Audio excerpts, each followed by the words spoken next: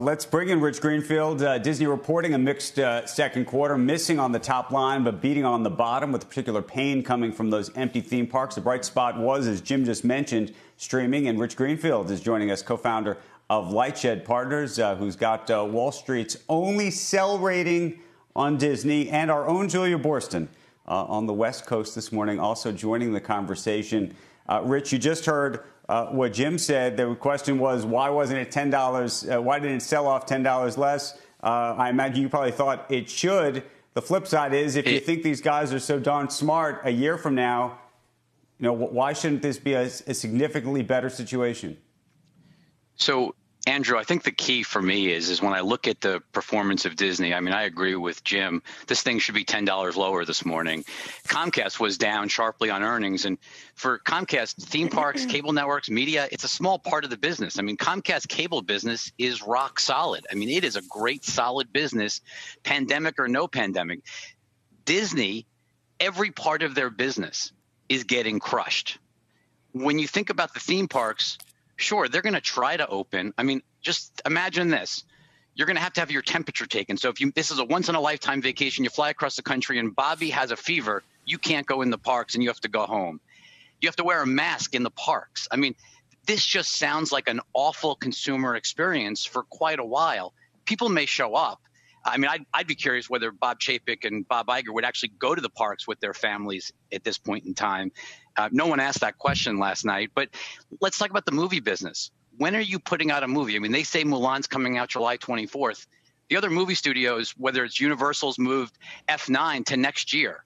Most big movies are moving to next year. I think Disney was sort of living in a fantasy land last night of just how quickly things get back to normal.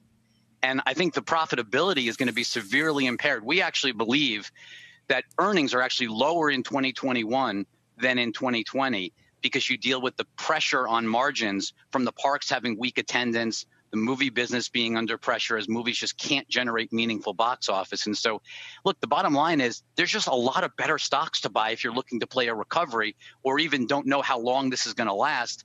There's so many better ideas than Disney where every part of the business is under pressure and where, honestly, Andrew, there's just no visibility on how fast things recover. Julia, you know this company better than anybody. I don't know if you want to take the other side of this, if you will, but I'm curious what you're thinking about if you do believe that these are remarkable assets and that if in a year from now they can get to the other side of this and we can almost put it behind us, some people would say that this stock is cheap. Well, look, I think it's really important to point out that Shanghai Disney is opening on Monday, on May 11th.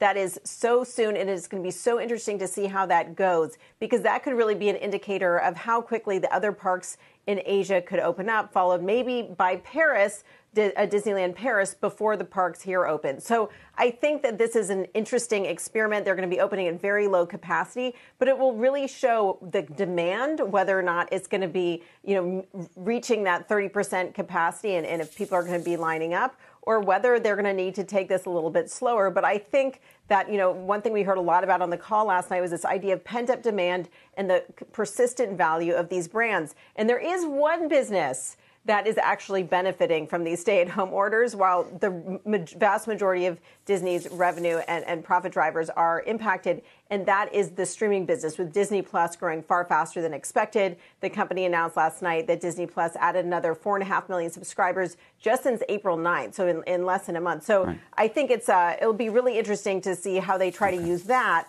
especially as movie theaters stay closed. Rich, we got to go, but 10 seconds. You don't want to buy Disney, I know, and I know you love Netflix. If there's any other media company right now you'd buy, it would be what? I would buy Snapchat right here. I think they are taking meaningful share. They just hired an executive from Hulu named Pete Naylor, who's going to work on taking TV ad dollars. You're seeing TV advertising down right. 20, 30, 40, 50, 60% in Q2. Okay. I think Snapchat's a name you got to own.